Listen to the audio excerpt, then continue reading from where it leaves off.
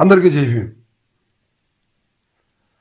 Party మారారు, వెళ్ళి శత్రువు ఏ పార్టీ అయితే ఉన్నాడో అదే పార్టీలో చేరటం జరిగింది.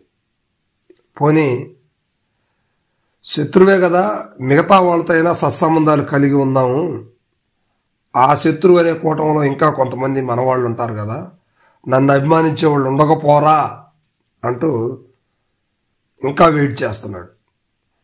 అయినా కూడా ఫలితం లేదు. ఎదురు చూస్తున్నారు ఆయన అనుచరులు అందరూ కూడా. ఎటువంటి ప్రయోజనం లేదు. సో ఇక చేసేది ఏమీ లేక చేతులు కట్టుకొని కూర్చోవలసిన పరిస్థితి ఉంది. అవతలేమో ఫుల్ పవర్లో ఉన్నటువంటి వ్యక్తిగా స్థానిక ఎమ్మెల్యే నడుస్తూ ఉన్నాడు. మరి ఇలాంటప్పుడు మనం చేరినటువంటి పార్టీలో వాళ్ళైనా మనల్ని ఆదరిస్తారంటే అక్కడ ఆదరణ లేదు. మరి తిరిగి పాత పార్టీలోకి వెళ్ళిపోదామంటే అక్కడ ఆహ్వానము లేదు. అటు ఆదరణ కరువు అయ్యి ఇటు ఆహ్వానం కరువు అయితే పరిస్థితి దారుణంగా ఉంటుంది. నేను మాట్లాడుతుంది బాలినేని శ్రీనివాసరెడ్డి గురించి. ఈయన వైఎస్ఆర్సీపీలో మోస్ట్ సీనియర్ నాయకులు. వైఎస్ఆర్సీపీ నుంచి జనసేనలో చేరారు. ఇప్పుడు జనసేనలోకి వెళ్ళినాక ఆయన మనుగడే ప్రశ్నార్థకంగా మారింది. కనిపించటం లేదు అనే మాటలు వినిపిస్తూ ఉన్నాయి. ఎవరో కాదు, స్వయాన ఆయన అనుచరు వర్గాలే రకరకాలుగా చర్చించుకుంటా ఉన్నారు.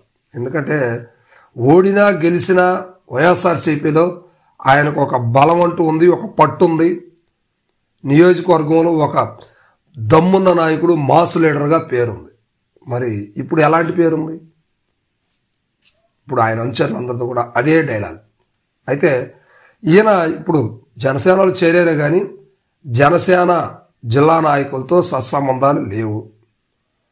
ఉంటే జనసేన అధ్యక్ష పదవులు కావచ్చు, జనసేన కార్యక్రమాలకి ఖచ్చితంగా ఈయన ఆహ్వానిస్తారు. ఆ పరిస్థితి లేదు.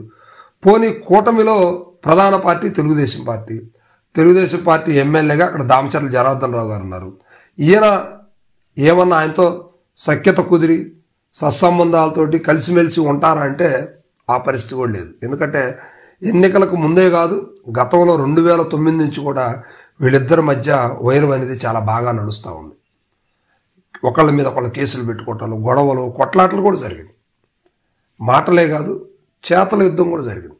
ఇలాంటప్పుడు ఆయన ఇప్పుడు కూడా రీసెంట్గా కూడా బాలినేని వాసు గారి మీద ప్రతి చిన్న విషయానికి కూడా ఫైర్ అవుతున్న పరిస్థితులు మనకి ఒంగోలులో కనిపిస్తూ ఉన్నాయి.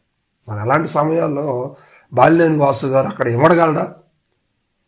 ఇదే మాట కొన్ని వందల ఛానల్స్ ప్రశ్నిస్తూ ఉన్నాయి. మరి బాలినేని వాసు గారికి ఇవి గుచ్చుకోవటం లేదా?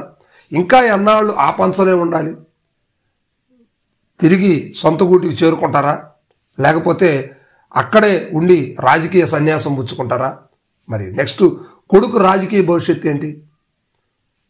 కొడుకుని ఒక లీడర్గా చూడాలనుకుని ఆలోచనతోటి ఎన్నో ఆశలు కానీ ఉంటారు. కానీ ఇప్పుడు పరిస్థితి ఏంటి? సో ఇప్పుడు ఆ పరిస్థితి కూడా కరువయ్యేలాగుందా? లేదా ఒంగోలు వదిలిపెట్టేసి జిల్లాలో మరో స్థానం నుండి పోటీ చేయాలని ఆలోచనలో ఉన్నారా? అదైనా మరి ఏ పార్టీ నుంచి చేస్తారు? జనసేనలో ఉండి చేస్తారా?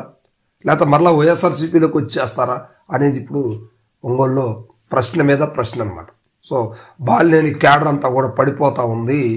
ఆయన అనుచర వర్గం అంతా కూడా ఆయన ఏదో ఒక యాక్షన్ తీసుకోవాలి, త్వరగా డిసైడ్ అయ్యి పార్టీలో ఒక బలమైనటువంటి కీలకమైనటువంటి నేతగా ఎదిగే పరిస్థితులు మనకెప్పుడు అంటూ ఆయన అనుచరగాలం మొత్తం కూడా చాలా బాధపడుతూ ఉన్నారు. మరి ఇలాంటి సందర్భాల్లో బాలినేని వాసు గారి నోటి నుండి ఇంతవరకు ఎటువంటి మాట రాలేదు.